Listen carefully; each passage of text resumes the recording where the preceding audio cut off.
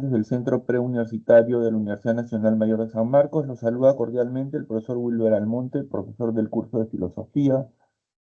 Les doy la bienvenida a la sesión que corresponde al día martes 13 de agosto. Nos encontramos en la semana de repaso, última semana del ciclo ordinario 2024-1. Bueno, Profesor, buenas tardes. ¿qué tal, profesor? Buenas tardes.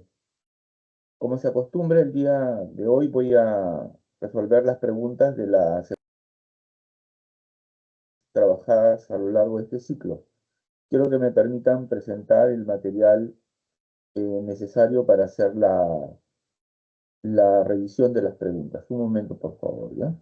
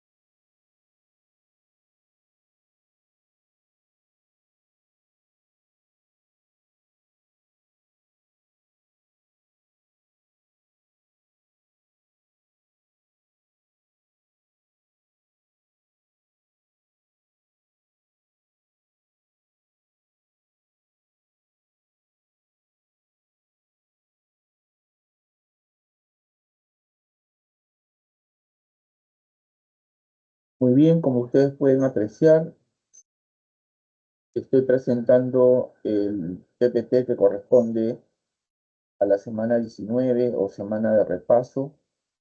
Voy a desarrollar en principio las preguntas, digamos que en orden, a ver, 1, 3, 5, 7 y así, ¿no? O sea, las preguntas impar, ¿correcto? Porque de otro modo considero que quizá el tiempo no nos permita dar solución a todas las preguntas, pero en una primera ronda sugiero que realicemos las preguntas 1, 3, 5, es decir, las preguntas impares, y dependiendo del tiempo realizaremos las preguntas pares, ¿correcto? En orden par. Así es como vamos a hacerlo. Entonces, comenzamos con la pregunta número 1, ¿ya?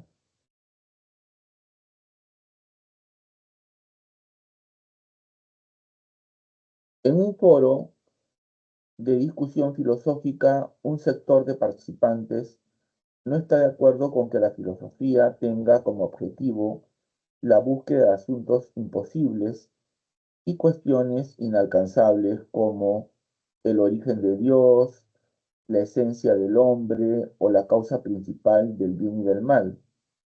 Al contrario, ellos consideran que la filosofía no debe ser una ciencia o doctrina, sino una actividad que se dedique a analizar lógicamente el lenguaje, puesto que es ahí donde residen las controversias y contradicciones que impiden el entendimiento humano. Se infiere del texto que hay un sector de participantes que defiende. Bueno, la respuesta claramente se encuentra en la alternativa E, el concepto de filosofía de Ludwig Wittgenstein, ¿no? Para el cual la filosofía no es un cuerpo de doctrina, sino una actividad. Para nuestro filósofo, una obra filosófica consiste esencialmente en elucidaciones, es decir, en la aclaración de las palabras que utilizamos para expresar nuestros pensamientos. En este sentido, el objetivo de la filosofía no son las proposiciones filosóficas, sino la clarificación lógica de las proposiciones en el lenguaje, ¿correcto? Entonces, del texto o del enunciado de la pregunta se infiere que hay un sector de participantes que defiende el concepto de filosofía de Wittgenstein, ¿no? Quien en su libro Tractatus Logico Philosophicus señaló que eh, la finalidad de la filosofía era la aclaración del lenguaje, ¿no? En este libro, Wittgenstein sostuvo que eh, el mundo es lo que nosotros decimos acerca de él y lo decimos mediante palabras, mediante el lenguaje o mediante las proposiciones que construyen nuestro lenguaje, ¿no? Ahora bien, para Wittgenstein las proposiciones son de dos clases, las que tienen sentido y las que no tienen sentido, ¿no? Las que tienen sentido son aquellas que se refieren a los hechos del mundo, hechos observables, verificables, ¿no? Mientras que las proposiciones que no tienen sentido son aquellas que no se refieren a hechos, sino a entidades metafísicas, ¿no? Por lo tanto, la finalidad de la filosofía consiste en aclarar qué proposiciones tienen sentido y por ello forman parte de la ciencia y qué proposiciones no tienen sentido y por lo mismo forman parte de la metafísica y de la religión, ¿no? Esa es la función de la filosofía, una función clarificadora del lenguaje. Pasamos a la pregunta número 3, puesto que hemos dicho que eh, íbamos a resolver las preguntas eh, impares, ¿no? Muy bien. Platón sostuvo que las ideas son trascendentes, inmutables, eternas, inteligibles, perfectas e imperecederas. En efecto, las ideas conforman un mundo aparte, son reales y se captan mediante el entendimiento. En cambio, el mundo sensible solo se conoce con los sentidos y está constituido por objetos aparentes. Son inferiores a las ideas. Del enunciado se puede afirmar que para Platón, bueno, la respuesta se encuentra en la alternativa D. Para Platón, los objetos materiales están desligados de sus esencias, las cuales son las ideas. Ambos conforman mundos distintos y separados, ¿no?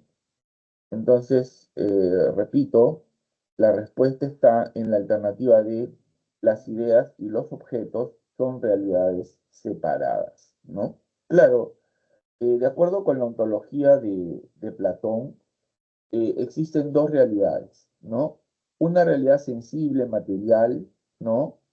Conocido también como el mundo material, el mundo sensible, eh, compuesto por objetos materiales, ¿no? Que tienen la característica de ser contingentes, aparentes, perecederos, y una realidad suprasensible, una realidad eh, ideal compuesta por las ideas que son las esencias de todo y los modelos también de todo cuanto existe en el mundo material, ¿no?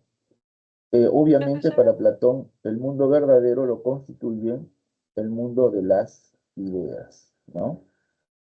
¿Qué tal ahí? Buenas tardes. Estaba dando solución a algunas preguntas de la Separata 19 mientras esperaba que estudiantes como tú ingresen para hacerme sus preguntas. ¿En qué te atiendo? profesor, una pregunta en la tele, ¿por qué no podría hacer la E? En la 3, ¿por qué la pregunta no puede ser la E? Porque, mira, a ver, vamos a leer el enunciado, ya, mira, dice, Platón sostuvo que las ideas son trascendentes, inmutables, eternas, inteligibles, perfectas e imperecederas, ¿no? En efecto, las ideas conforman un mundo aparte, ¿no? Conforman un mundo aparte, son reales y se captan mediante el entendimiento.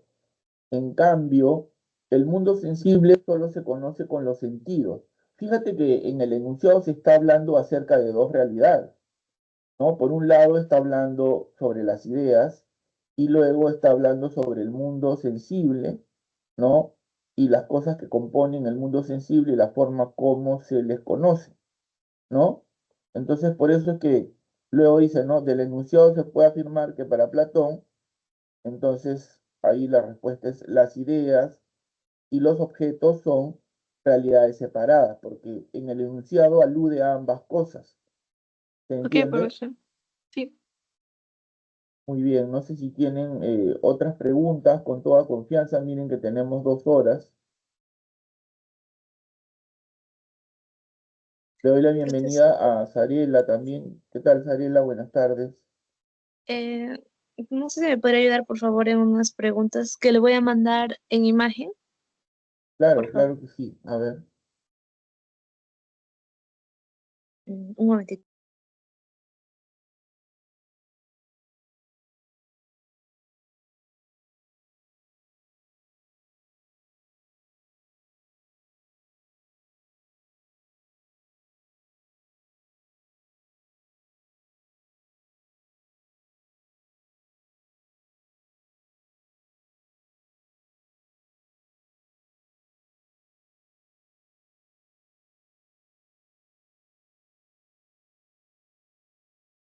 Profesor, ya le envié.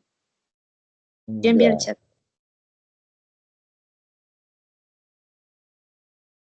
Ok, a ver, voy a ver un ratito.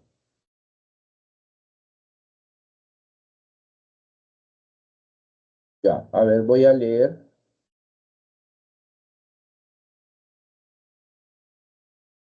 la pregunta 88, ¿ya? Dice, según su teoría política, Kant entiende por legislación jurídica aquella legislación que admite como motivo de la acción un impulso distinto de la idea de deber. Los deberes impuestos por la legislación jurídica son, pues, todos deberes externos, ya que ella no exige que la idea interna del deber sea por sí misma un motivo determinante de la voluntad de la gente.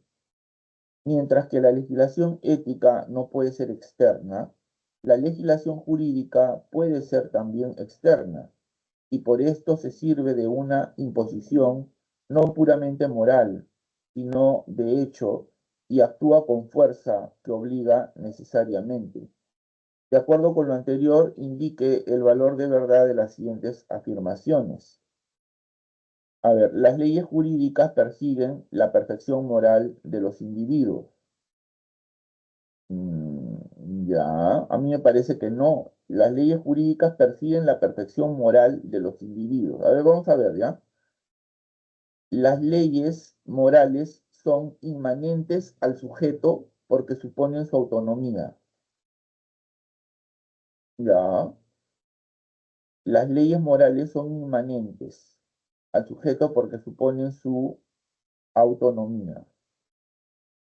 3, las leyes jurídicas no pueden ser universales porque dependen de un Estado. Ya, eso es verdadero. La moralidad de los individuos se deduce del respeto. La moralidad de los individuos se deduce del respeto de las leyes jurídicas. Mm.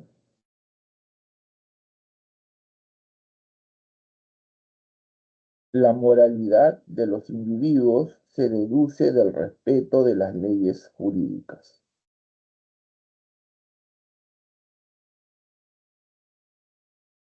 No, eso me parece que es falso.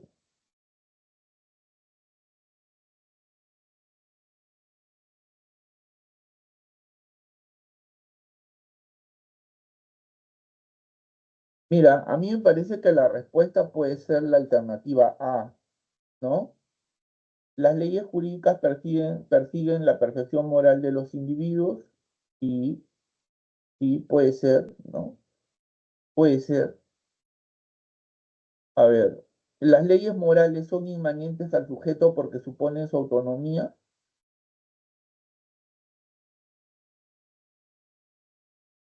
A ver, las leyes morales son inmanentes al sujeto porque suponen su autonomía.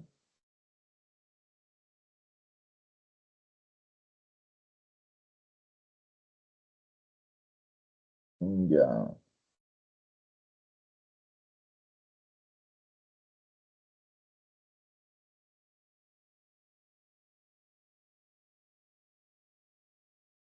Luego dice, las leyes jurídicas no pueden ser universales porque dependen de un Estado. Eso sí es verdadero, ¿no?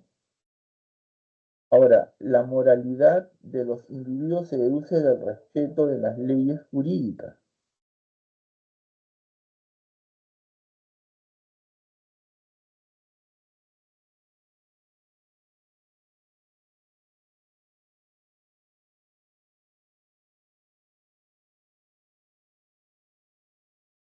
A mí me parece que podría ser a ver,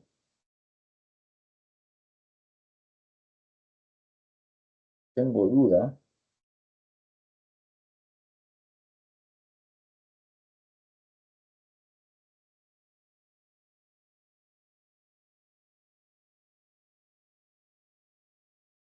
Profesor, ¿por qué dice La que la B, primera la es? B, la B me parece que es la respuesta. Mm, ¿Tú qué marcaste? Yo también creo que es la B, un poquito por descarte, pero tenía Sí, dudas, sobre no, todo es la en la B, última. ¿sabes por qué? Porque mira, en la A dice, las leyes, la uno, perdón, dice, las leyes jurídicas persiguen la perfección moral de los individuos. No, no, las leyes jurídicas no persiguen la perfección moral de los individuos, sino simplemente las leyes jurídicas lo que quieren es que el hombre, digamos, cumpla con estas leyes en pos de garantizar una convivencia armoniosa, una convivencia exenta, digamos, de problemas hasta donde sea posible, ¿no? A mí me parece que la uno es falso, ¿no? Pero luego la 2 dice, las leyes morales son inmanentes al sujeto porque suponen su autonomía. Claro, sí. Las leyes morales son inmanentes. El hombre se distingue del animal según Kant porque es un sujeto moral, ¿no? Eh, Tiene dentro de sí la ley moral fundamental que es el imperativo categórico, ¿no? Acuérdate que en su epitafio de muerte, Kant hizo escribir o pidió que se escribiera la siguiente frase, ¿no? Hay dos cosas que me llenan de admiración y belleza. eh, el cielo estrellado sobre mi cabeza y la ley moral en mi interior, que son la prueba contundente de que hay un Dios fuera de mí y un Dios dentro de mí. Entonces, la ley moral es lo que nos asemeja a Dios y nos distingue del resto de la animalidad, ¿no? A mí me parece que la 2 es verdadero. Ahora, la 3 dice, las leyes jurídicas no pueden ser universales porque dependen de un estado, también es verdadero. Son relativas a cada estado. Y luego, la moralidad de los individuos se deduce del respeto de las leyes. Claro, somos morales en tanto que decidimos respetar las leyes jurídicas, ¿no? ¿No? Entonces, para mí es la BEA. ¿Estás de acuerdo? Sí, profesor. Solo tenía dudas sobre todo en el ítem 4 era mayormente mi duda. Pero ya lo entendí. Claro, la moralidad se va a ver en la persona de acuerdo a cómo actúe con las leyes jurídicas, ¿no? Claro, exacto. Es que hay una relación entre la moral y las leyes jurídicas, ¿no? Por ejemplo, la moral nace de uno. En cambio, las leyes jurídicas nacen del Estado. ¿Me entiendes? Eh, la obligatoriedad de cumplir las leyes morales, eh, digamos que depende de nuestra conciencia moral. En cambio, la obligatoriedad del cumplimiento de las leyes jurídicas depende del Estado. El Estado es quien nos obliga. ¿Me entiendes? Pero en todo caso, quien cumple las leyes está dando expresión o muestras de su moralidad, ¿no? ¿Me entiendes? Sí, sí, profesor. Gracias. Ahora vamos con la otra. Dice, la filosofía de Platón exige el abandono de toda ilusión respecto a la realidad de las sombras que se nos aparecen en el mundo sensible. A ver otra vez. La filosofía de Platón exige el abandono de toda ilusión respecto a la realidad de las sombras que se nos aparecen en el mundo sensible. Contrariamente, el arte imitativo se aferra a esta ilusión. Es esa la razón, entre otras, por la que Platón condena este tipo de arte en el libro 10 de la República. Y en efecto, la imitación, como ocurre, por ejemplo, en la pintura, se detiene en la apariencia de los objetos. Del texto citado se puede deducir que,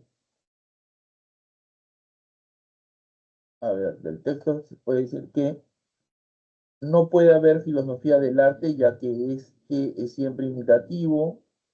El arte debería ser siempre una imitación exacta de la... No, por descarte no es la B. La filosofía platónica prescinde de la completa... No, la C imposible que sea. De Platón desestima el arte imitativo como fuente de conocimiento. La pintura debe reproducir siempre la naturaleza con mucha fidelidad.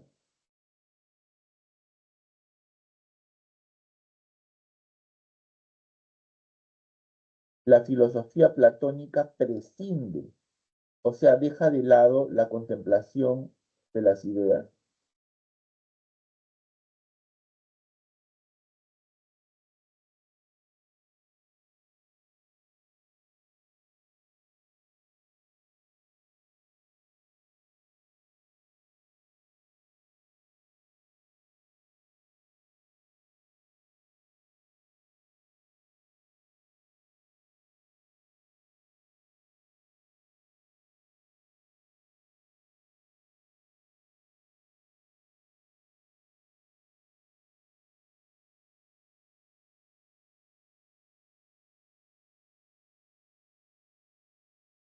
Me parece que la respuesta es la DEA. Platón desestima el arte imitativo como fuente de conocimiento, ¿no?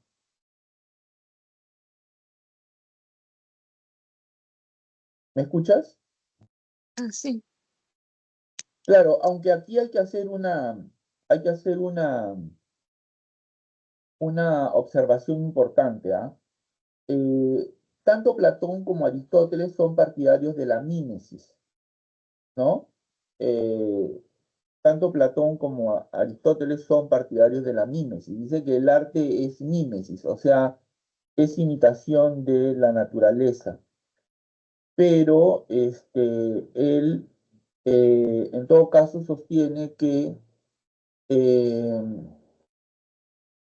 no se trata de copiar exactamente a la naturaleza, ¿me entiendes? Sino de recrearla. O sea, eso da origen a lo que en tiempos actuales se llama el arte abstracto, donde ya no interesa que el artista copie a la naturaleza, sino la forma como la concibe. ¿Me entiendes? ¿Se entiende o no se entiende? Mm, O sea, descarta la A por el hecho. No entendí muy bien, profesor. Por el hecho de que también Aristóteles plantea la mímesis. Por eso. No, no, no, no, no. Mira, tanto Platón como Aristóteles son partidarios de la mímesis, o sea, de la imitación, de que el arte es la imitación de la naturaleza, ¿correcto? Pero Platón sostiene que eh, si bien el arte es mimético, o sea, se basa en la imitación de la naturaleza, el arte debería de recrearla. ¿Entiendes? O sea que no se trata de copiar exactamente la naturaleza, ¿no? Sino que ya la obra de arte implica una, si se quiere, una interpretación de la misma. ¿Me dejo entender? Y por eso se descarta como fuente de conocimiento, se desestima. Claro, pero solamente el arte puramente imitativo, ¿no? Ujú. Sí, sí.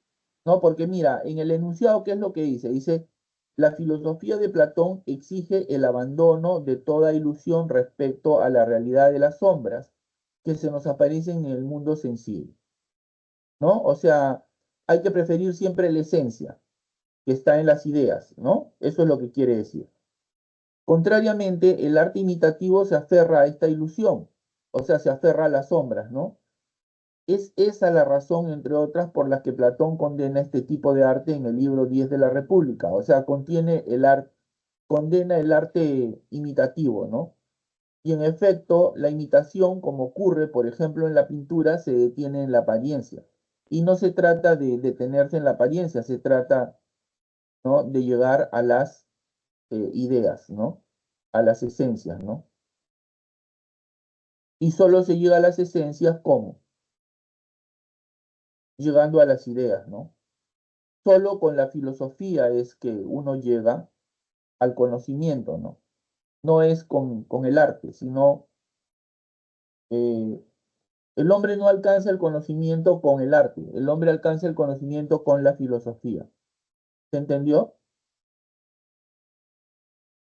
¿Por qué? Porque con la Sí, filosofía es que captamos las esencias de las cosas, o sea, llegamos a las ideas.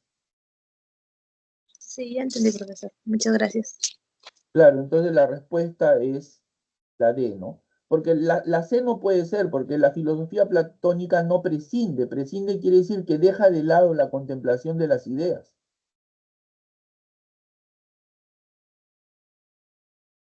Más bien, Sí, con la filosofía hay una contemplación de las ideas, ¿no? sí, mi duda ¿Entendías, era Fiorella? entre la A y la D, Tú estabas pero ya entre la A y entendí. la... Sí, entre la A y la D, pero ya entendí. Ya, la A no puede ser, porque dice no puede haber filosofía del arte, ya que este es siempre imitativo. No puede haber filosofía del arte, ya que este es siempre imitativo. Mm. Pero sí él mismo reflexionó sobre el carácter del arte, ¿no? Y estaba haciendo filosofía del arte.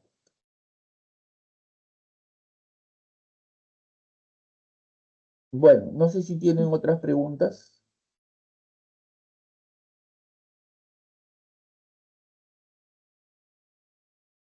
Con toda confianza, de repente de la separata 19 que estamos viendo,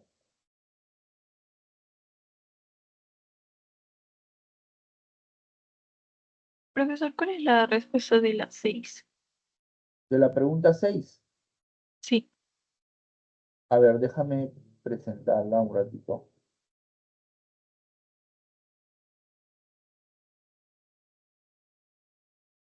Mejor voy a presentarla separada, ¿ya?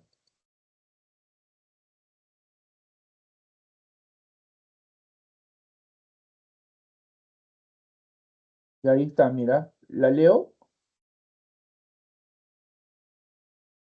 Dice, Moisés les pide a sus alumnos de psicología leer el capítulo referente a las sensaciones.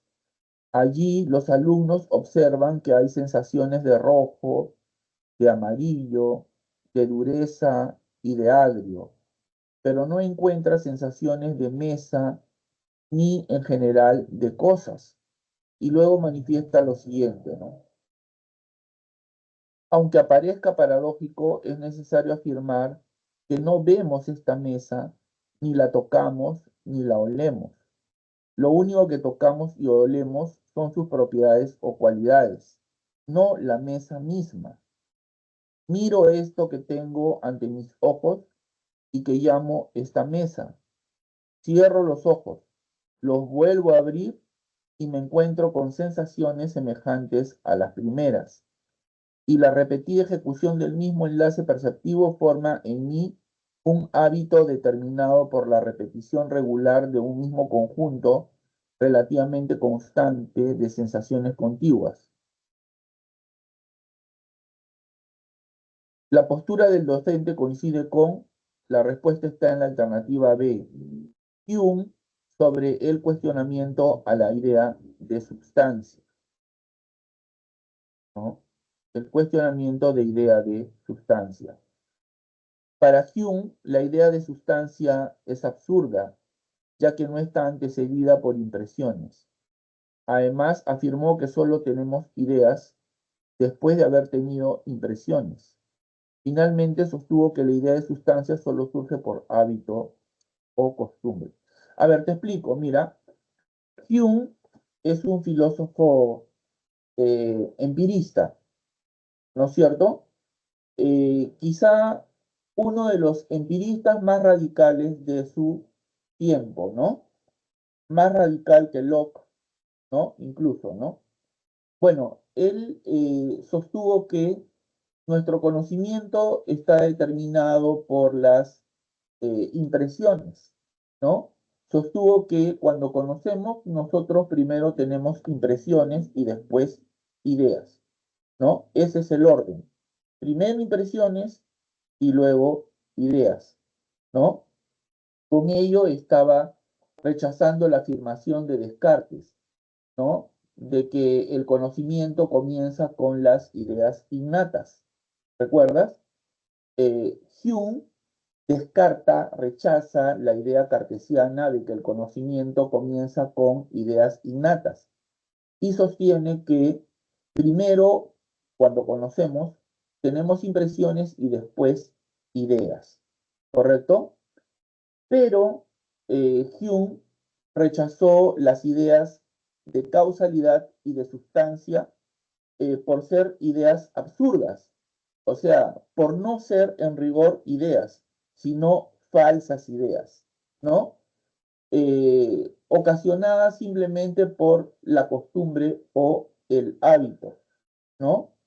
Eh, Porque, por ejemplo, este, cuando tú hablas de la sustancia, hablas de algo que nunca has visto. ¿Cuánto pesa la sustancia? ¿De qué color es? ¿Cuánto mide? Nadie ha visto la sustancia, ¿no es cierto? Tú solamente puedes tener, digamos, una idea de aquello que primero has tenido impresiones, pero en el caso de la sustancia o en el caso de la causalidad, no has tenido impresiones. Cuando tú hablas sobre la causa de la causa como tal de algo, estás hablando sobre un constructo, sobre una construcción, como una palabra simplemente, ¿no? Pero no estás hablando sobre un objeto, sobre un hecho, ¿correcto? Sí, Eh, profesor. claro, Hume, por ejemplo, decía que la costumbre de, de observar que siempre que, que prende fuego sale humo, ¿no? Te lleva a afirmar que el fuego es la causa del humo, ¿no? El fuego es la causa del humo. Lo dices por costumbre, por hábito, pero, pero no porque sea así necesariamente, ¿no? ¿Correcto?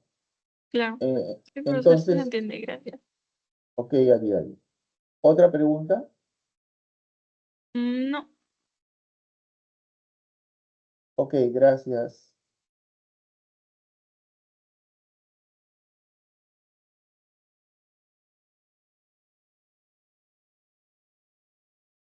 Bueno, entonces voy a proseguir resolviendo los ejercicios de la separata tal como habíamos convenido al inicio. Si mal no recuerdo, nos quedamos en la pregunta 3, pero que ya la resolví. Entonces ahora nos toca resolver la pregunta 5. La experiencia sensible nunca permite establecer algo con absoluta universalidad. Sin embargo, tenemos verdades que se presentan como universales. Por ejemplo, en lógica, las proposiciones, cosas que son iguales a una misma cosa son iguales entre sí, o en física, de la nada nada sale, son principios que no pueden descansar en la experiencia, sino en la naturaleza de la propia razón. Se puede establecer que lo afirmado se relaciona con, la respuesta está en la alternativa E, las ideas innatas propuestas por Descartes. Veamos qué dice la solución. Descartes no limitó lo innato a los conceptos, como los de Dios, substancia o los conceptos matemáticos. También consideró que hay principios innatos o verdades eternas, cosas que son iguales a una misma cosa, son iguales entre sí o de la nada, nada sale, ¿no? Profesor, una Claro, pregunta. sí, dime. ¿Por qué no podría ser ahí la D? Porque también la sustancia pensante y lo menciona Descartes. Claro, es verdad, habla sobre la sustancia pensante, pero, pero aquí, a ver, veamos nuevamente, ¿ya? A ver, dice, la experiencia sensible nunca permite establecer con absoluta universalidad, ¿no?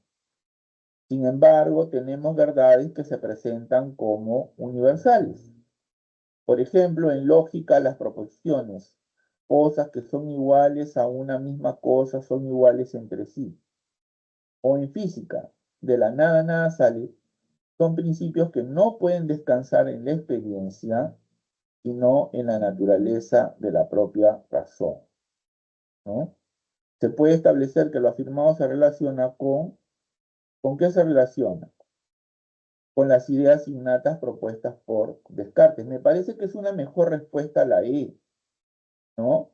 Con las ideas innatas. ¿Por qué?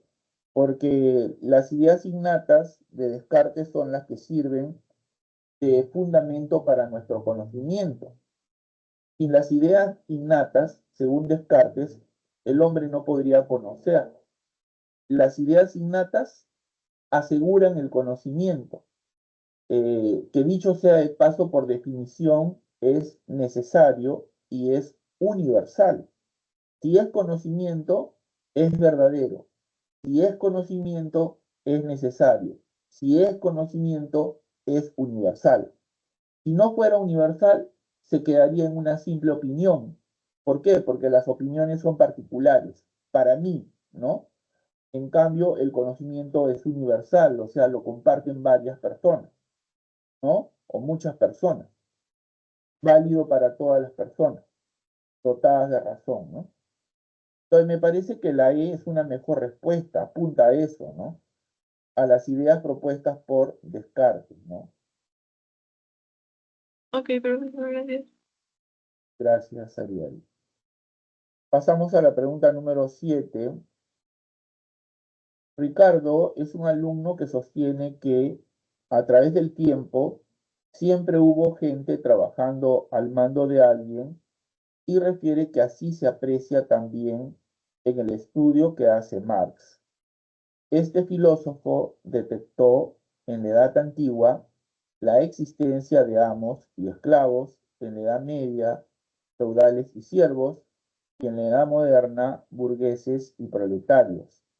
En cada una de estas edades hubo un enfrentamiento entre los poseedores de los medios de producción y los que no poseen dichos medios. De acuerdo con lo mencionado por el filósofo del siglo XIX, el enunciado alude, repito,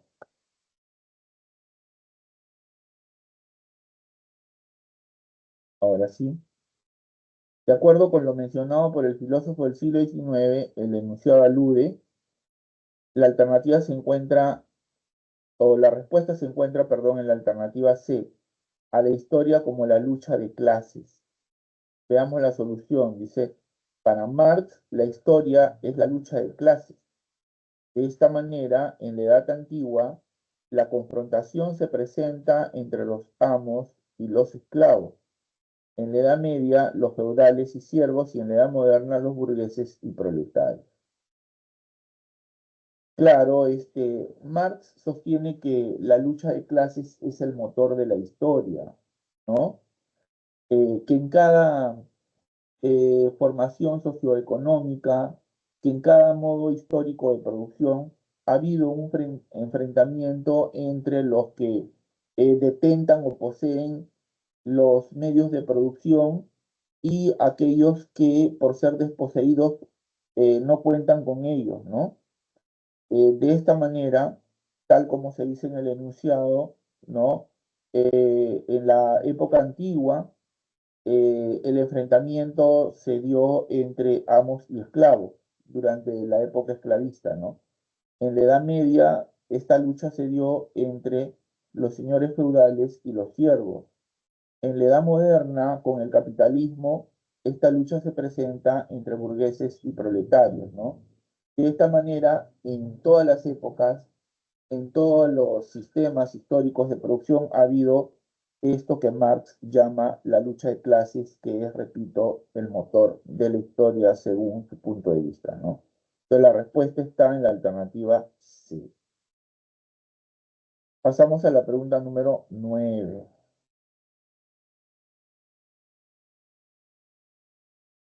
Un político denunció a un grupo de colegas conservadores por imponer un orden económico, político y social que las grandes mayorías sociales no comparten. Él considera que las características de dicho orden son las siguientes: violencia, ignorancia y corrupción. La violencia para reprimir, la ignorancia para controlar y la corrupción para generar aliados en el poder. Además, manifiesta que este sector no reconoce el derecho del pueblo para pensar, menos para participar en la toma de decisiones de sus respectivos gobiernos. Del texto se deduce que las ideas del político aludido, bueno, la respuesta está en la alternativa B, tienen correspondencia con el pensamiento de Benito Lazo. Veamos qué dice la opinión, qué dice la respuesta. La opinión del político se corresponde con el pensamiento de Benito Lazo, ¿no? Un pensador liberal quien atacó a los conservadores y defendió la idea de soberanía popular, o sea, la soberanía popular que en su momento defendió el ilustrado Juan Jacobo Rousseau. Juan Jacobo Rousseau en su momento defendió la idea de soberanía popular, es decir, el poder emana del pueblo y no de Dios ni de ninguna otra fuente, ¿no? En una época en la que los monarcas absolutistas reclamaban su derecho al poder o su derecho a gobernar, aduciendo que Dios les había encargado, ¿no? El poder, el mismo que luego pasaba a, a su hijo primogénito, ¿no? Mediante una sucesión hereditaria, digamos así, ¿no? Rousseau se opuso a esta concepción del poder y sostuvo que el poder proviene del pueblo, a esa idea se llama soberanía popular, ¿no? Que en el caso del Perú fue defendida por este brillante pensador liberal Benito Lazo, quien, como ya dije, atacó a los conservadores y defendió la idea de soberanía popular, de acuerdo con la cual todos los ciudadanos pueden participar en la vida política, ¿no? Todos los ciudadanos, ¿no?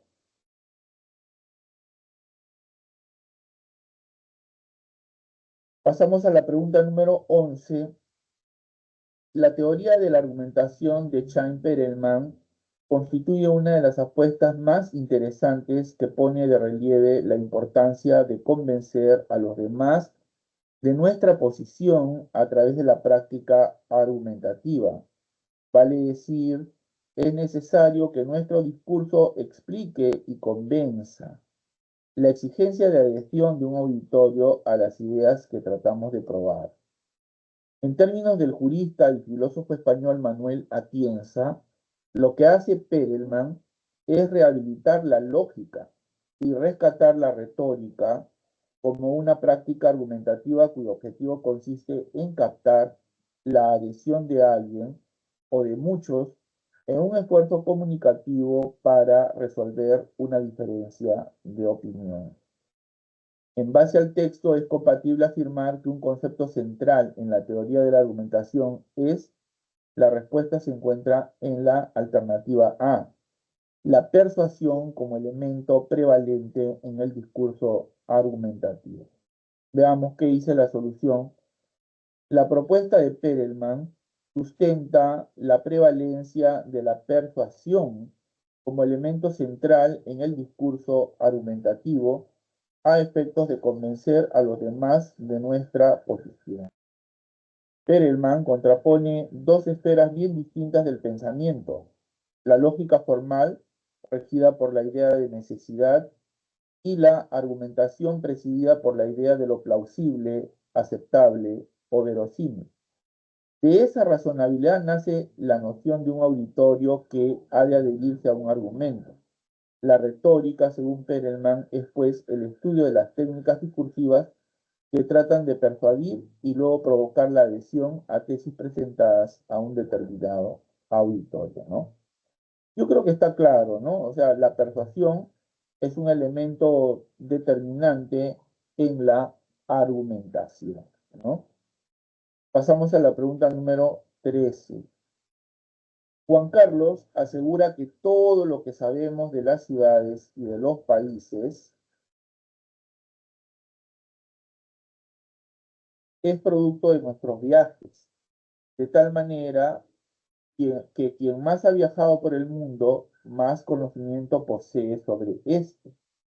Por añadidura, no se puede tomar como vivencia lo que nos cuentan los viajeros de los distintos lugares del mundo, porque una cosa es lo que nosotros vivenciemos y otra muy distinta es lo que nos cuenten o lo que veamos bajo un simple reportaje.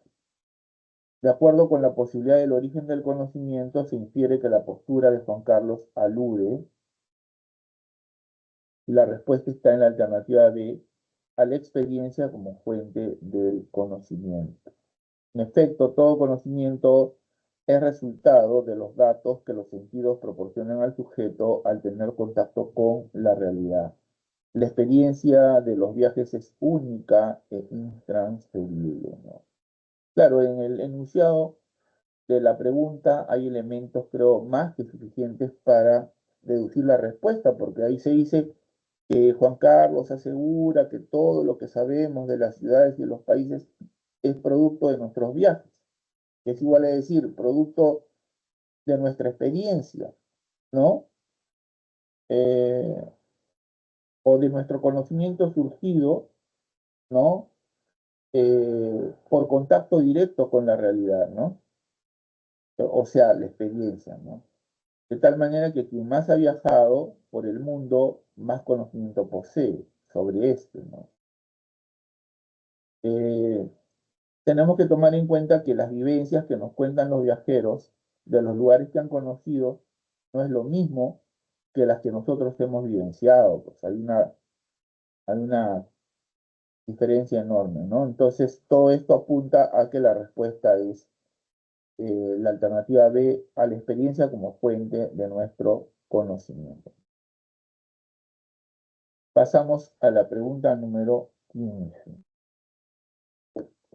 Una pseudociencia es un conjunto de ideas o prácticas que se presenta como ciencia, pero no es científica. En una época, la grafología fue considerada una ciencia, pero, por ejemplo, los tribunales ya no recurren a grafólogos porque saben que se puede imitar la letra y la letra no es un indicador de la personalidad. La parapsicología es la disciplina que afirma la posibilidad de la transmisión del pensamiento, del conocimiento del futuro, de la telequinesis y de la comunicación con muertos. Del enunciado podemos deducir que C, la respuesta está en la alternativa B, detalla una explicación de ideas y experiencias pseudocientíficas. Claro, en el enunciado se detalla una explicación de ideas y experiencias pseudocientíficas. Es una mera superstición eh, que constituye un legado de la antigüedad, ¿no? Claro, ¿no? Bueno, en el enunciado primero se detalla qué es una pseudociencia, ¿no? ¿Qué es una pseudociencia? ¿No? O sea, una actividad falsamente científica, ¿no? Y luego se hace un recuento de pseudociencias, ¿no? Como la grafología, que en algún momento fue considerada una ciencia, pero luego fue dejada de lado. Lo mismo pasa con la parapsicología y así por el estilo, ¿no? Entonces, creo que la pregunta está sencilla, ¿no? Del enunciado podemos decir que se detalla una explicación de ideas y experiencias pseudocientíficas. Pasamos a la pregunta 17. A través de los tiempos, el ser humano siempre ha solido dibujar o plasmar signos al fondo de las cavernas. En la actualidad se sigue manifestando. No obstante, ahora utiliza las redes sociales para subir fotos, escribir estados y compartir memes que reflejen su pensar o estado de ánimo. De acuerdo al problema de la naturaleza del ser humano, el enunciado está enmarcado en, la respuesta está en la alternativa A, la propuesta del sistema simbólico. Claro, como sabemos, en lo que respecta a este problema de la esencia o naturaleza del ser humano, hay varias tesis, ¿no? Entre ellas la del filósofo Ernst Cassirer, para el cual el hombre es fundamentalmente, esencialmente, un animal simbólico y considera como formas simbólicas fundamentales el mito, el arte, el lenguaje y la ciencia, ¿no? Claro, en el enunciado de la pregunta hay elementos que nos permiten deducir la respuesta, ¿no? Por ejemplo, dice, a través de los tiempos, el ser humano siempre ha solido dibujar en las cavernas, en la actualidad se sigue manifestando, eh, no obstante ahora utiliza las redes sociales para subir fotos, bueno, etcétera, ¿no? Que reflejan su estado de ánimo, su pensar, etcétera.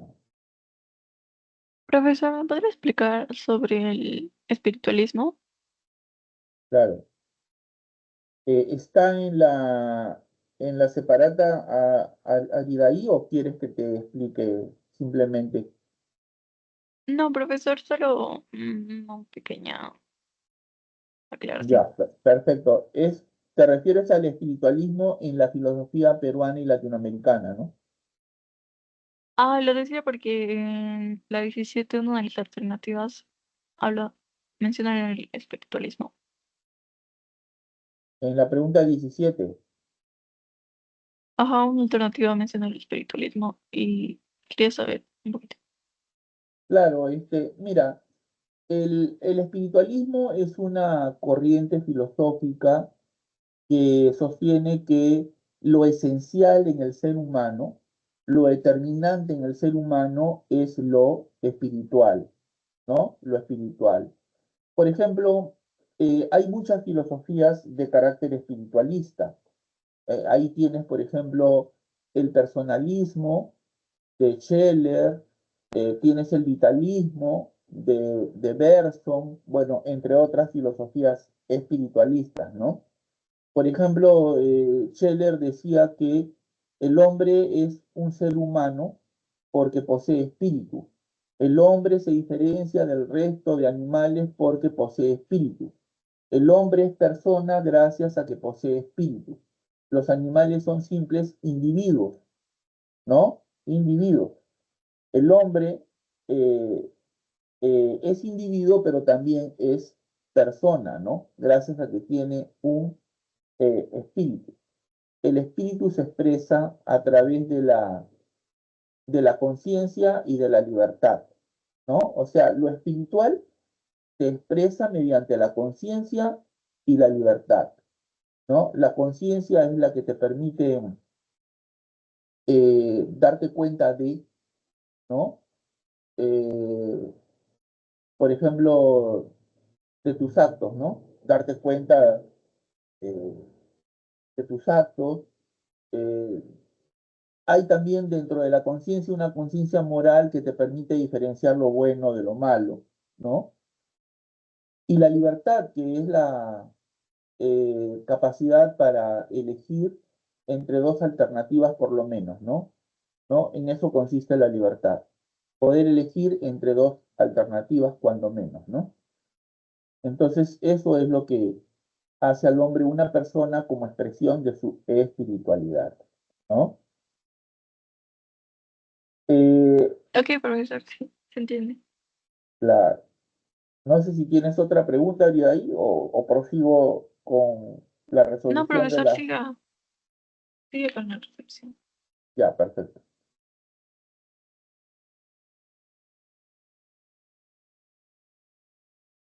Pasamos entonces a la pregunta 19. Tras mucho tiempo sin verse, Ricardo se encuentra con su enamorada Claudia. Ambos deciden pasar la tarde juntos y comer cuanto se les antoje. Sin embargo, luego de almorzar y comer helados, él prefiere evitar seguir comiendo por temor a sufrir una indigestión, mientras que ella se siente defraudada ya que quería disfrutar de otros potajes. Ricardo terminará por decirle que comer más equivaldría a sufrir innecesariamente. Se puede decir que lo que propone el joven es cercano. La respuesta está en la alternativa a lo que sostiene el hedonismo de Epicuro. Veamos la solución.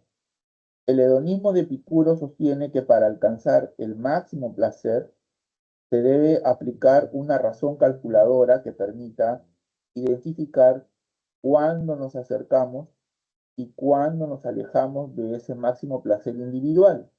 Al evitar un malestar o un dolor eventual, Samir estaría buscando mantener el placer máximo, ¿no? Claro, el hedonismo, eh, filosofía desarrollada por Epicuro en la antigüedad, sostiene que lo propio del sabio es buscar el placer y evitar el dolor, ¿no? Eso es lo propio del sabio, buscar el placer y evitar el dolor, ¿no? Eh, Esto supone vivir una vida equilibrada, ¿no? Vivir una vida equilibrada por cuanto a veces el excesivo placer puede ser causa de dolor, puede ser causa de sufrimiento. En el enunciado de la pregunta hay un claro ejemplo de lo que digo. Si te excedes en comer, que comer es placentero, ¿quién puede dudarlo? Pero si te excedes, te puede provocar una indigestión, ¿no? Entonces hay que conservar el equilibrio, ¿no? Hay que guardar un equilibrio, ¿no? Claro, entonces Epicuro decía que este, lo propio del sabio es buscar el placer y evitar el dolor, pero ello supone mantener un equilibrio porque a veces el excesivo placer puede ser causa de sufrimiento. Pero también Epicuro reconocía que a veces para alcanzar el placer es necesario el sufrimiento, es necesario el dolor, ¿no? Por ejemplo, vamos a suponer que se acerca el verano y un grupo de jóvenes que quiere lucir una figura atlética, esbelta, una bonita figura en las playas de Lima, eh, se matricula en un gimnasio para lograr su objetivo, ¿no? Y tienen que someterse a sesiones donde los hacen sudar literalmente la gota gorda, ¿no? O sea, ahí se cumple eso de que el sufrimiento, ¿no? A veces es necesario para lograr el placer, ¿no? Entonces, Epicuro decía que eh, lo propio del sabio es buscar el placer y evitar el dolor, y esto supone llevar una vida equilibrada, ¿no? Muy bien, vamos a la pregunta 21. Juan Carlos le prestó su cuaderno a Karina, quien es una chica muy cumplida, pero que cierto día faltó a clases por problemas familiares. No obstante, Juan Carlos le comentó a su hermano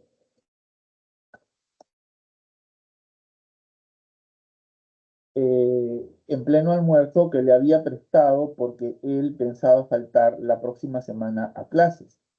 Por lo que si le ha prestado su cuaderno a Karina, esta le va a tener que devolver el favor la próxima semana. A ver, repito, Juan Carlos le prestó su cuaderno a Karina, quien es una chica muy cumplida, pero que cierto día faltó a clases por problemas familiares. No obstante, Juan Carlos le comentó a su hermano, en pleno almuerzo, que le había prestado porque él pensaba faltar la próxima semana a clases, por lo que si le ha prestado su cuaderno a Karina, ésta le va a tener que devolver el favor la próxima semana. Del enunciado se infiere que Juan Carlos está contraviniendo aquel valor que la respuesta está en la alternativa A. Trata a las personas como un fin en sí mismo y no como un medio. A ver, veamos qué dice la solución. Uno de los valores importantes es el de la dignidad. Este valor hace de la persona un fin en sí mismo y poseedora de un valor intrínseco y un respeto máximo. Este valor se opone a tratar a las personas como medios para obtener determinados fines. Claro, o sea, el enunciado de la pregunta está relacionado con un aspecto de la filosofía ética kantiana, ¿no? Como sabemos, la ética kantiana es una ética centrada en el deber, ¿no? Es decir, la mejor acción es la acción que se realiza por deber, ¿no? Y no por provecho, no por utilidad, ¿no? Según Kant, al actuar o al decidir cómo actuar en términos éticos, debemos de tener en cuenta ciertos principios, ¿no?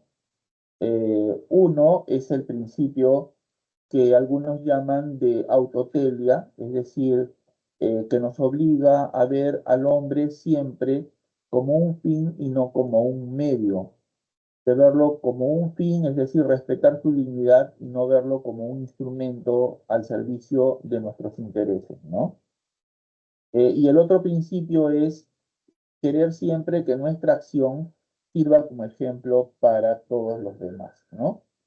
Entonces, de acuerdo con esos principios, aquí Juan Carlos, pues, eh, no está respetando la dignidad de Karina, ¿no? O sea, no le está prestando el cuaderno porque considera que es su deber hacerlo. No le está prestando el cuaderno a Karina por deber, sino por provecho, porque él quiere que ella en algún momento le devuelva el favor, ¿no? Entonces, eso contraviene, ¿no es cierto? El principio que de acuerdo con la filosofía kantiana nos obliga a tratar a las personas como un fin en sí mismas y no Profesor, como un medio. Sí, dime, Abigail. eh, ¿podría explicarme un poquito sobre el imperativo hipotético, por favor? Claro que sí. Mira, te voy a explicar un poco más sobre la ética kantiana, ¿te parece? ¿Ya? Y ahí agarro lo que tú me dices, ¿no? De imperativo categórico y su diferencia con el imperativo hipotético, ¿te parece? Claro, sí. Ya mira, la ética kantiana es una ética que se caracteriza por ser deontológica, ¿no? Deontos quiere decir deber, ¿no? O sea, centrada en el deber, ¿no? Es una ética deontológica porque nos pide actuar por deber y no por provecho. Es una ética formal porque si tú te das cuenta, eh, la ética kantiana se diferencia de lo que él llamaba éticas materiales. Las éticas materiales son aquellas que constan de preceptos, de deberes, ¿no? Plasmados en una tabla, como ocurre, por ejemplo, con la ética que deviene del cristianismo, ¿no? Ama a Dios por encima de todas las cosas, ama a tus padres, bueno, etcétera, etcétera, ¿no? Esas son las éticas materiales, ¿correcto? Las éticas materiales. Las que están centradas en deberes, las que te dicen cómo actuar. La ética kantiana es una ética formal, porque no te dice cómo actuar, ¿no? Tú tienes que pensar cómo actuar en una determinada situación. Te obliga a ser legislador, o sea, a crear tus propias leyes, a ser legislador de tus propias leyes, ¿no? A utilizar tu razón. Kant no quiere que actúes como un autómata, como un robot. Kant quiere que pienses, que uses tu razón, ¿no? Entonces, repito, la ética kantiana es una ética deontológica, centrada en el deber, es una ética formal, porque no te ofrece un conjunto de deberes, no te dice cómo actuar. Es una ética universal, porque está centrada en lo más universal que tiene el ser humano, que es la razón, ¿no? O sea, es una ética universal, racional, ¿no es cierto? Es una ética autónoma, ¿no? Autónoma, porque las leyes que tú sigues al actuar deben ser tomadas por ti mismo, no deben provenir de una fuente externa a nosotros como Dios, la sociedad, la iglesia, nuestros padres, no, no, no. Deben provenir de tu propia razón, ¿correcto? Entonces, esas son las características de la ética kantiana, ¿no? Deontológica, formal, racionalista, universalista, autónoma, bueno, etcétera, etcétera, ¿no? Ahora, la ética kantiana eh, sostiene que cuando un hombre actúa, moralmente hablando, claro está, debe de seguir al imperativo categórico. El imperativo categórico se llama así porque es una orden. Imperativo quiere decir orden que debemos de seguir, ¿no? Categórico porque debemos cumplir sin ningún tipo de condición, ¿no? O sea, por puro deber. Entonces, el imperativo categórico es una orden que debemos cumplir sin ningún tipo de interés, ¿no? Por puro deber y que proviene de nuestra razón, ¿no? Debemos seguir al imperativo categórico, ¿no? Actuando siempre por deber, nunca por provecho, ¿no? Ahora, el imperativo categórico nos obliga a actuar por deber, ¿no? Por deber, no por provecho, ¿no? En eso se diferencia del imperativo hipotético. El imperativo hipotético es cuando tú actúas por provecho y no por deber. Te voy a poner un ejemplo. Eh, quiero ingresar a la universidad porque si lo hago, mi padre me ha prometido regalarme un auto del año. Ya, ese es un imperativo hipotético, ¿no? ¿Por qué?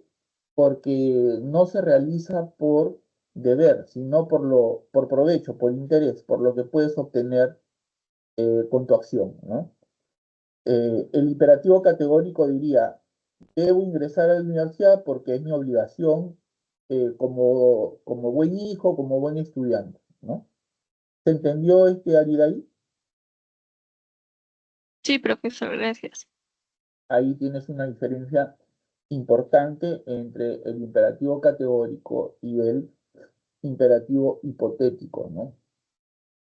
Mira, Kant, por ejemplo, estaba en contra del cristianismo porque le parecía injustificable que las personas actúen por provecho y no por deber, ¿no? Claro, porque cuando un cristiano hace el bien, lo hace porque quiere ganarse un lugar en el cielo, porque quiere obtener una recompensa de Dios, ¿no? Entonces, eso le parecía abominable a Kant, ¿no? Kant decía, nosotros debemos de actuar independientemente de lo que podamos conseguir con nuestra acción. Es más, Kant decía de que nuestra obligación va más allá de lo que nos beneficia o nos perjudica. A veces actuar por deber implica que nos perjudiquemos, ¿no? Mira, te voy a poner un ejemplo. Imagínate que una persona sale a la calle a caminar preocupada pensando en cómo obtener los 300 soles que necesita para completar la pensión de la universidad, ¿ya? O la renta para la casa, ¿ya? ¿Ya? Entonces sale pensando cómo hacer para obtener esos 300 soles. Y observa que delante de ella va una persona a la cual se le cae una billetera con plata, ¿no? Entonces esta persona recoge la billetera, la abre y encuentra que en ella hay justo los 300 soles que necesita, ¿ya? Para pagar la renta o para pagar la pensión de la universidad, que se yo. Entonces, esta persona piensa, ¿no? Porque la ética kantiana implica que el hombre sea legislador, o sea, que piense para darse su propia ley para actuar, ¿no? Entonces, tome en cuenta los dos principios de la ética kantiana. A ver, eh, se trata de una persona, se trata de un ser humano, yo estoy obligado a respetar la dignidad del ser humano, debo respetar la dignidad del ser humano, no debo tratarlo como un fin para mi provecho. Agarrarme la plata de esta persona significaría utilizarlo como un instrumento para mi provecho, ¿no? En segundo lugar, si yo estuviera en la situación del tipo al que se le cayó la cartera, es decir, si a mí fuese a quien se le cayó la cartera, ¿cómo me gustaría que todos los demás, que como yo encontraron la cartera, hagan? Bueno, a mí me gustaría que me la devuelvan con mi plata, ¿no? Ah, bueno, si a ti te gustaría eso, entonces tú tienes que hacerlo, porque tu acción tiene que servir como ejemplo para todos los demás, ¿no? Entonces, en contra de lo que yo necesito, en contra de mi provecho, porque yo necesito urgentemente esos 300 soles, porque si no me van a echar de mi casa, voy y le entrego la cartera a la persona que iba caminando delante mío. Tome, señor, ahí están sus 300 soles. Pero, señor, le voy a dar una propina. No, no, no. Era mi deber. No, no necesito nada. Tome. ¿Se entendió, Arida, ahí? Sí, profesor, todo claro. No, mira, esa es la ética kantiana. Es una ética que ha sido bastante cuestionada porque sus detractores dicen de que es una ética muy rigurosa, ¿no? De difícil cumplimiento, ¿no? Ni siquiera en las sociedades más desarrolladas del planeta, llámese en las sociedades de los países nórdicos o europeos, como en Finlandia, en esos países, ¿no? En Japón, la gente está suficientemente preparada para desarrollar o cumplir una moral de ese tipo, que es tan exigente, ¿no? ¿No? Supone una persona muy bien preparada, una persona muy bien equilibrada para comportarse de esa manera, ¿no? Es muy difícil, ¿no? En fin, no sé si tienes alguna otra pregunta o sigo desarrollando las preguntas del repaso. Ah, todo claro, profesor. Siga. Entonces voy a seguir resolviendo las preguntas de repaso, ¿ya?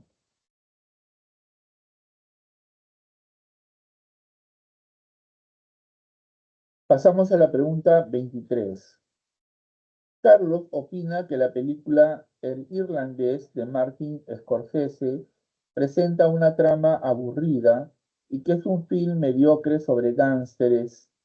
Iris, su amiga, le responde que su parecer es prejuicioso y que prefiere considerar la crítica de una persona que tiene un juicio sólido, mejorado por la práctica y perfeccionado por la comparación.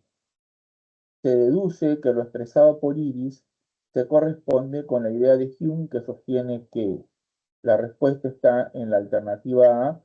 Los juicios estéticos solo deben formularlos personas expertas. Repito, los juicios estéticos solo deben formularlos personas expertas. Veamos la solución. Para Hume, la mayoría de las personas tienen prejuicios o defectos y carecen de gusto o de buen gusto a la hora de apreciar las obras de arte. Solamente las personas preparadas son capaces de dar un juicio estético y eso es lo que pensaba el filósofo escocés David Hume, ¿no? Que solo los expertos pueden opinar en materia de obras de arte, ¿no? Pasamos a la pregunta 25. En una conversación sobre el tipo de arte de su preferencia, Roberto le comenta a su amigo lo siguiente. El arte abstracto, aquel que expresa el mundo interior del artista, es demasiado subjetivo. Esas obras solo pueden tener una fama pasajera, porque las obras que perduran son las que reproducen la realidad con mayor fidelidad. Todo lo subjetivo es relativo a un contexto y no trasciende en el tiempo. Solo basta con que pensemos qué tanto del mundo subjetivo de Da Vinci tiene la Gioconda. Se deduce que la opinión de Roberto expresa, la respuesta está en la alternativa B, una crítica a la perspectiva expresionista. En lo afirmado por Roberto, a ver un ratito, vamos a cambiar aquí, había un...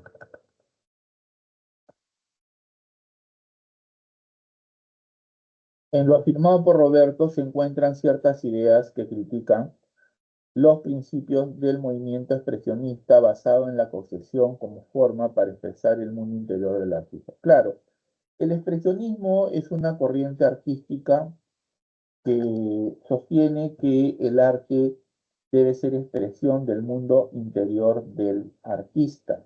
El mundo subjetivo debe estar reflejado, plasmado en su obra, ¿no? Ahora, el arte abstracto, ¿no? Es un arte que, como sabemos, está centrado en el mundo interior del artista, supone una visión a veces bastante, pero bastante subjetiva de las cosas, ¿no? Ahora, en el enunciado leemos que Roberto critica este tipo de arte, ¿no? Pues considera que las obras de este tipo solo pueden tener una fama pasajera porque las que perduran en el tiempo son las que reproducen la realidad con mayor fidelidad, ¿no?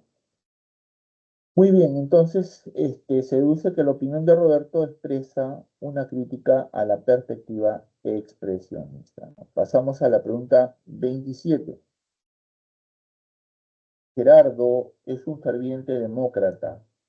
En su afán de hacer más sólida su postura, ha investigado acerca de las diferentes tesis sobre la democracia y la república que se han propuesto a través del tiempo. Él está convencido de que el correcto funcionamiento de la república requiere de leyes que eviten la tiranía, instituciones en las que participen los distintos sectores sociales y ciudadanos que tengan una activa participación en los asuntos públicos. Se infiere que el enfoque de Gerardo guarda similitud con La respuesta está en la alternativa de las ideas políticas de Maquiavelo. Maquiavelo, en sus discursos acerca del gobierno de Tito Livio, considera que la mejor forma de gobierno es la república sustentada en los tres pilares descritos en el enunciado, ¿no? Claro, Maquiavelo, eh, en su obra El Príncipe, sostuvo eh, ciertas consideraciones respecto del gobernante en situaciones excepcionales del Estado. Por ejemplo, cuando el Estado está enfrascado en una lucha interna, en guerras intestinas, o sea, internas, o cuando se ve amenazado por una guerra con un país del exterior, ¿no? En esas situaciones es que el gobernante debe de concentrar el poder, ¿no? En situaciones excepcionales. Pero Maquiavelo, en su obra Los discursos sobre el gobierno de Tito Livio, eh, se manifiesta a favor de una república, ¿no? Él sostiene que una forma más conveniente de gobierno es la república, ¿no? Sustentada en varios principios, ¿no? Leyes que eviten la tiranía, e instituciones en las que puedan participar todos los ciudadanos y que los ciudadanos tengan una activa participación en los asuntos públicos, ¿no? Entonces, esos son los tres principios en los que ha de sustentarse la República en la visión de Maquiavelo. Pasamos a la pregunta 29.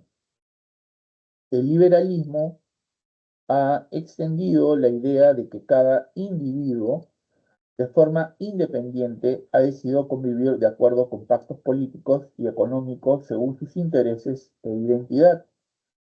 El Estado debe permitir que las personas decidan qué quieren ser y cómo vivir.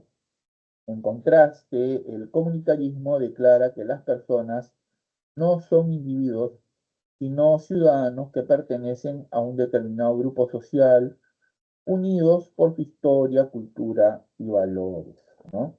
De acuerdo con el enunciado de la pregunta, se deduce que el comunitarismo considera que la respuesta está en la alternativa de la identidad del ciudadano se define por su pertenencia a un grupo, ¿no?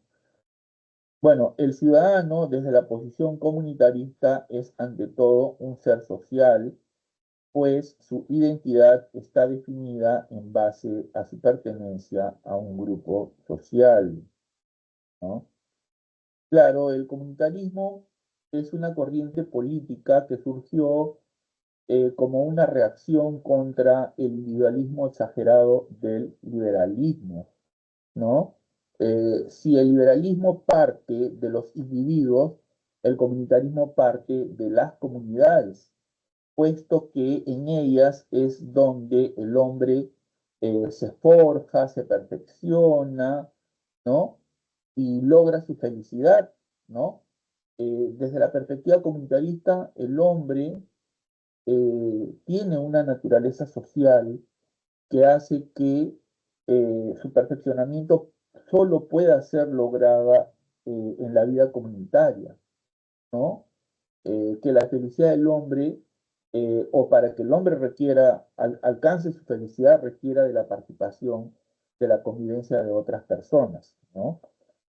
En la comunidad es que se forman las tradiciones, las costumbres y todo aquello que define la personalidad de un individuo, ¿no? Muy bien, entonces hemos llegado al fin de esta primera parte. Vamos a hacer un breve descanso de unos minutos, ¿ya? Y en la segunda ronda vamos ahora a resolver las preguntas en orden par, es decir, 2, 4, 6, 8 y así por el estilo, ¿no? Este, eso es lo que vamos a hacer, ¿correcto? Eh, Muy bien, no se vayan, por favor, vamos a hacer un breve lapso de unos 5 minutos y luego volvemos, ¿ya? Muchas gracias.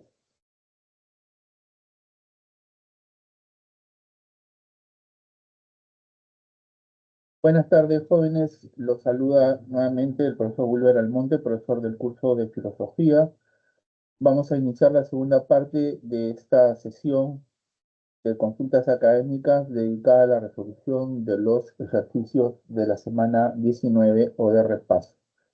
Tal como quedamos, vamos a resolver las preguntas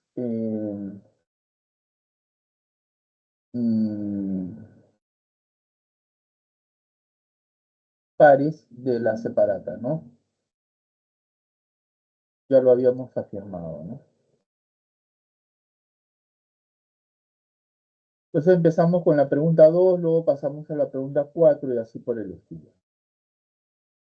Los filósofos han explicado una gran variedad de facetas de la realidad, llegando a especializarse en temas determinados. A partir de la gran filosofía griega comenzaron a desgajarse del tronco filosófico ciencias específicas, como es el caso de la física, la biología, la cosmología y la astronomía. Sin embargo, a pesar de esta división en saberes particulares, no deja de haber siempre un espíritu de absoluto, de unidad, de sistema en la filosofía, por lo que se sigue que siempre la filosofía será una actitud y un saber. La respuesta está en la alternativa A, totalizador. Veamos la solución. A través de la existencia de diversas áreas filosóficas que abordan los más diversos temas de reflexión, podemos concluir que ello pone de manifiesto su rasgo universal o totalizante propio.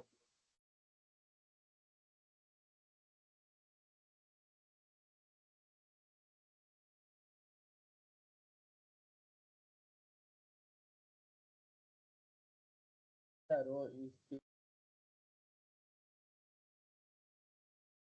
en el enunciado hay elementos que nos permiten llegar a la respuesta. Por ejemplo, dice, a partir de la gran filosofía griega comenzaron a desprenderse del tronco filosófico ciencias específicas, ¿no?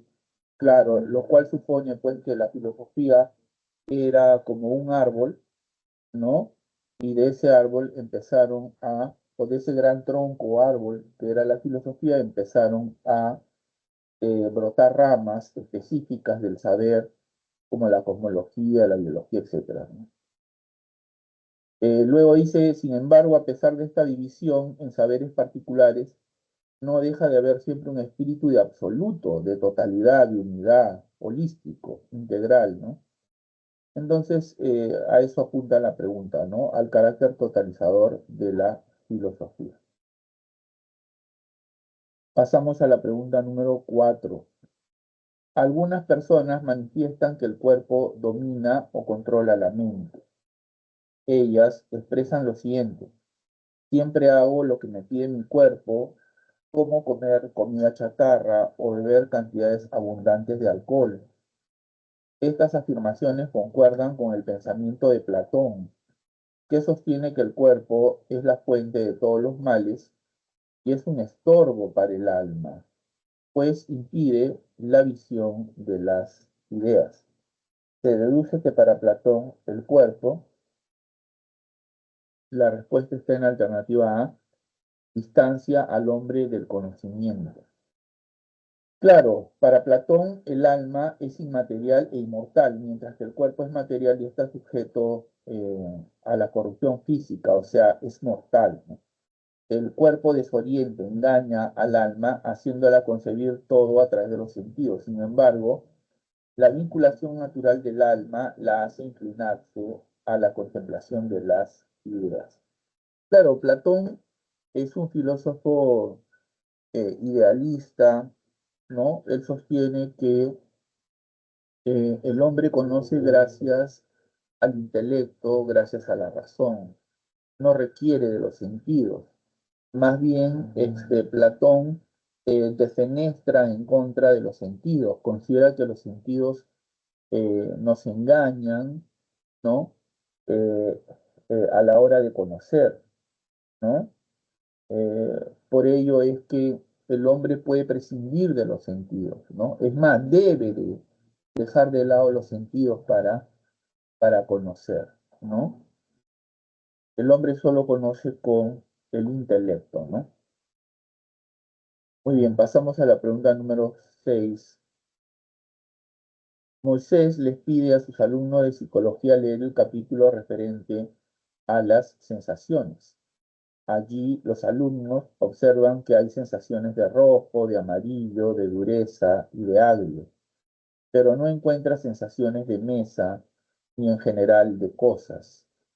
Bueno, esta pregunta me parece que ya la hemos hecho en el bloque anterior, razón por la que voy a pasarla para no ocupar más tiempo en lo que ya hemos resuelto, repito, ¿no? Creo que más bien convendría pasar directamente a la pregunta 8 y así ganamos todos, ¿no? Hegel propuso la dialéctica como método para estudiar la realidad. Además, él afirma que el fundamento último del saber solo se puede alcanzar mirando hacia la vida social del objeto. En esta se manifiesta la racionalidad del universo en su forma más acabada, la vida humana. Por añadidura, el espíritu es la racionalidad que gobierna al universo en su totalidad. Se manifiesta a la conciencia bajo formas diferentes que van de lo simple y lo sensible a lo complejo y lo abstracto. De acuerdo con el enunciado, se infiere las siguientes propuestas de Hegel, excepto que la respuesta está en la alternativa E. La dialéctica solo conoce los aspectos sensibles del objeto. La dialéctica solo conoce los objetos sensibles del objeto, ¿no? Claro, con la dialéctica no solo se estudian los aspectos sensibles del objeto, sino la realidad en general, ¿no? Claro, claro, Hegel es el filósofo idealista que utiliza la dialéctica como un método para estudiar la realidad. Él considera que la realidad está en incesante cambio o devenir, ¿no? Pero que esos cambios que se producen en la naturaleza, en la sociedad y en el pensamiento mismo, son de naturaleza dialéctica, están imbuidos de una lógica, ¿no? Esa lógica se expresa a través de tres momentos: el momento de la tesis, la antítesis y la síntesis, ¿no? Entonces, todo lo que acontece en la naturaleza, en la sociedad y en general y en la realidad, este, ocurre con esa lógica, ¿no? De tesis, antítesis y síntesis, ¿no? Todo puede ser explicado de esa manera, ¿no? En esta, o sea, en la realidad, se manifiesta la racionalidad del universo en su forma más acabada, la vida humana. Por añadidura, el espíritu es la racionalidad que gobierna al universo en su totalidad, ¿no? El espíritu gobierna al universo en su totalidad. Se manifiesta a la conciencia bajo diferentes formas que van de lo simple y lo sensible a lo complejo y lo abstracto, ¿no? Claro, de acuerdo con el enunciado se infiere las siguientes propuestas de Hegel, excepto el espíritu es subjetivo, es la conciencia de la vida psicológica. El sistema hegeliano trató de conocer el principio absoluto. La vida humana es la expresión acabada de lo absoluto. El espíritu objetivo es la conciencia de la vida en sociedad y la dialéctica solo conoce los aspectos sensibles del objeto. Bueno, con la dialéctica no solo se conocen los aspectos sensibles, sino la realidad en general, ¿no? Muy bien, pasamos a la pregunta 10. Cuando las premisas de un razonamiento no son relevantes para la conclusión extraída, se dice que el razonamiento es falso. En el siguiente caso, algunas personas señalan que los cazadores son acusados de salvajismo porque matan innecesariamente animales indefensos, pero los cazadores replican contra sus detractores al señalar que comen la carne de ganados indefensos. La respuesta del cazador es convencer al público no aportando buenas razones, sino apelando a elementos no pertinentes o incluso irracionales. De acuerdo con lo mencionado, se puede establecer que el objetivo del empleo de una falacia es por, la respuesta está en la alternativa B, la persuasión que se busca influir o incitar en la persona. Claro, las falacias se emplean pródigamente con eficacia debido a su elocuencia y poder de convencimiento. Las falacias son empleadas por las personas en la escuela y también por las autoridades políticas, ¿no? Claro. Eh, entonces, las falacias se utilizan para persuadir y convencer, ¿no? Y así lo Profesor, muestra el enunciado, ¿no? Dice, en el siguiente caso, algunas personas señalan que los cazadores son acusados de salvajismo porque matan innecesariamente animales indefensos, pero los cazadores replican contra sus detractores al señalar que comen la carne del ganado indefenso. La respuesta del cazador es convencer al público no aportando buenas razones, sino apelando a elementos no pertinentes o incluso irracionales. profesor, ¿qué tipo de falacia se estaría cometiendo ahí? A ver, déjame ver. Algunas personas señalan que los cazadores son acusados de salvajismo porque matan innecesariamente animales indefensos, pero los cazadores replican contra sus detractores al señalar que comen la carne de ganado indefenso. Me parece que es una falacia de petición de principio, ¿ah? Me parece, no estoy seguro, porque no soy un experto en lógica, pero me parece que es una falacia de petición de principio, ¿no? Creo que sería eso. A ver, vamos a buscar aquí, dame unos segundos.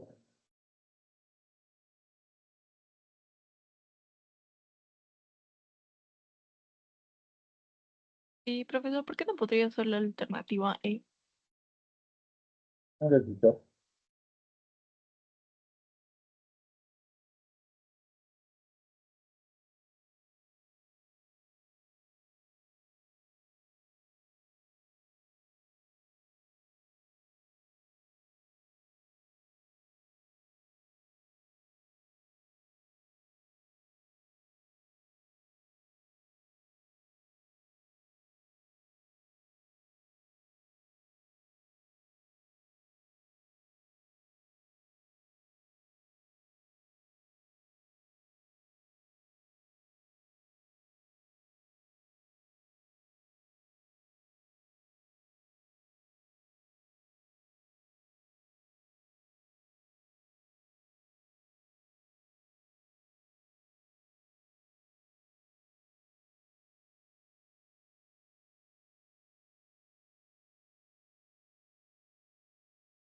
Bueno, aquí me parece que hay una falacia, no sé exactamente, estoy en duda si es una falacia de petición de principio o de causa falsa, ¿no? Pero lo cierto es que es una falacia porque mira, si tú te das cuenta, ¿cómo replican los cazadores?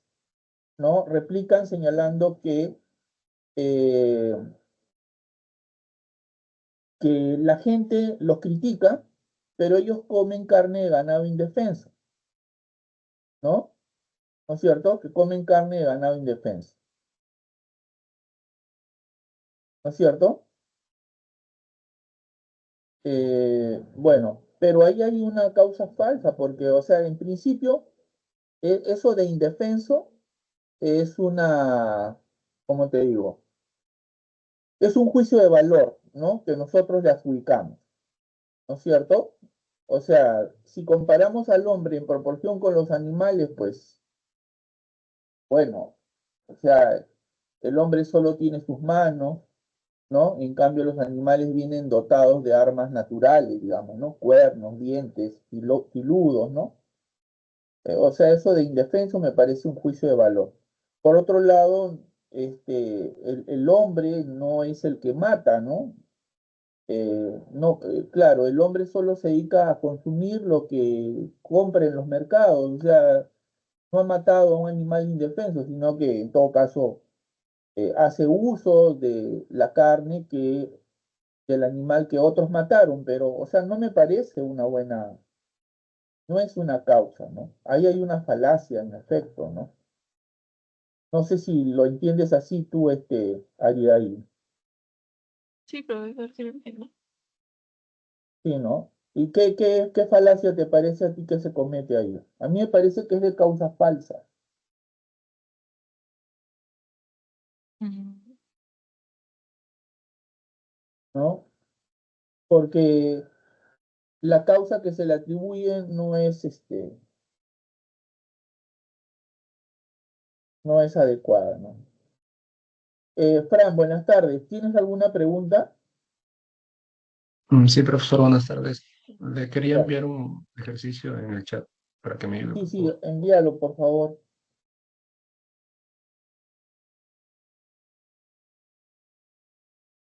Profesor, ahí en la 10, ¿por qué no podría ser la E?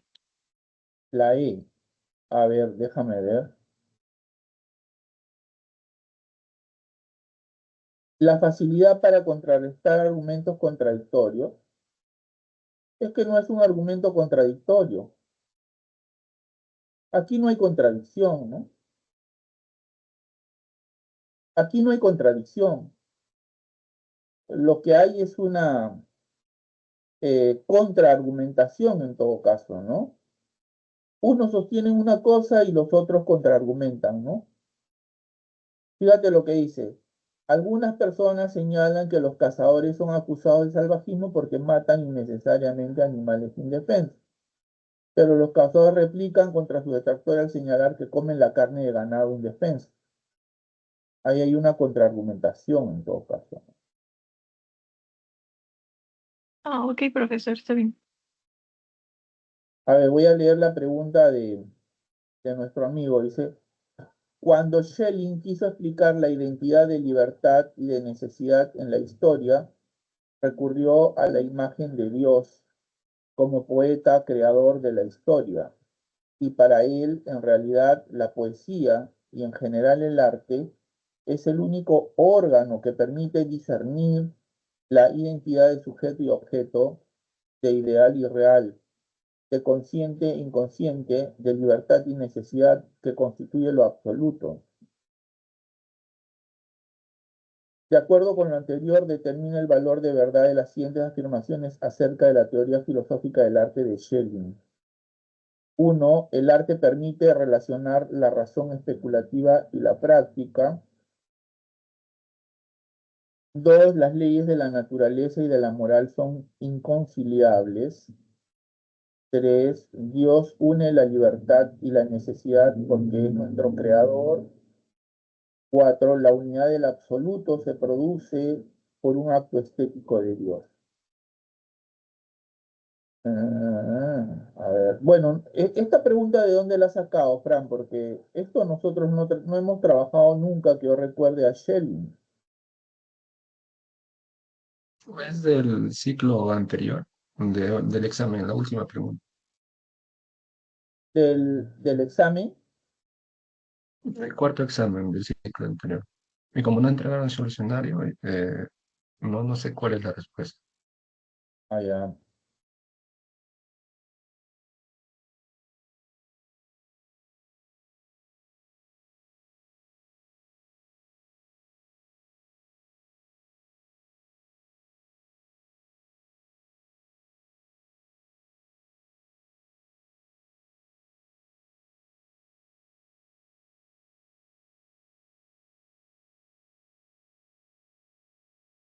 A ver, el arte permite relacionar la razón especulativa y la práctica. 2. Las leyes de la naturaleza y de la moral son inconciliables. Falso. Dios une la libertad y la necesidad porque es nuestro creador. Sí, eso es verdadero. La unidad del absoluto se produce por un acto estético de Dios.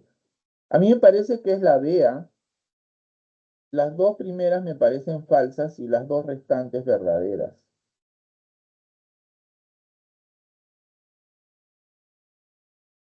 Profe, Sí, dime. en la proposición 1, ¿a qué se refiere con la razón especulativa y la práctica? La razón especulativa se refiere a la razón que te permite, eh, digamos, la razón de la ciencia, ¿no? La razón práctica es la razón de la moral, ¿me entiendes? La razón práctica es la razón de la moral, ¿no? El arte permite relacionar la razón especulativa, ¿no? Con la razón práctica, no, por eso a mí me parece falso, ¿no?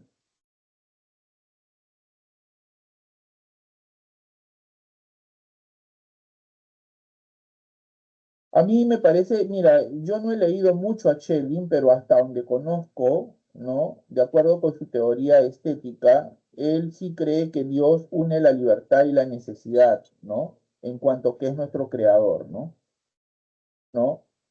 Segundo, la unidad del absoluto, o sea, de Dios, se produce por un acto estético de Dios, ¿no? Claro, también es verdadero. A mí me parece que es la B. No sé si tú tienes la respuesta o ya tenías una idea previa al respecto, ¿no? Pero a mí me parece que es la alternativa B la respuesta. ¿Por cuál te inclinas tú? No había escuchado nunca de ese autor.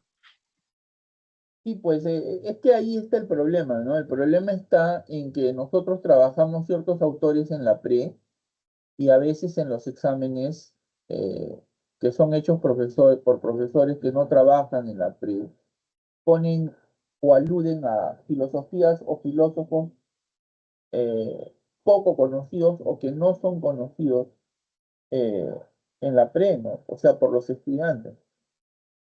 Y es un problema, ¿no? Pero bueno.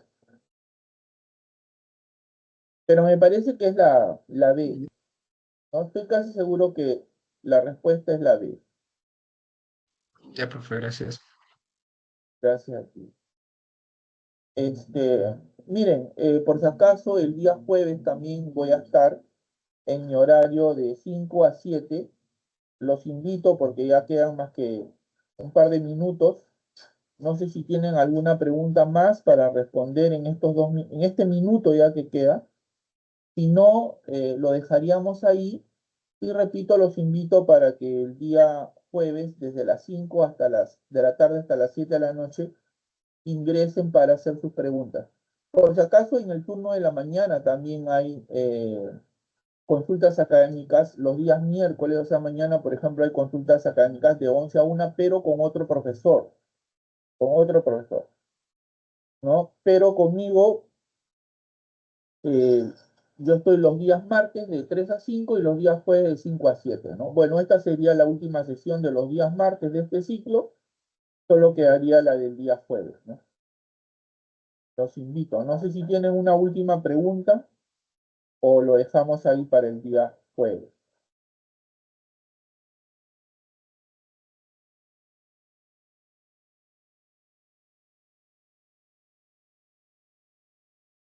Bueno, entonces, Fran, me despido, quedaría para el día jueves, ¿te parece? Sí, profe, muchas gracias. No, gracias a ti, te espero el día jueves, ojalá que puedas ingresar. Yo ya he cumplido mi horario, entonces el día jueves los espero, ¿ya? Ya, profe, gracias, chao. Muchas gracias, hasta luego.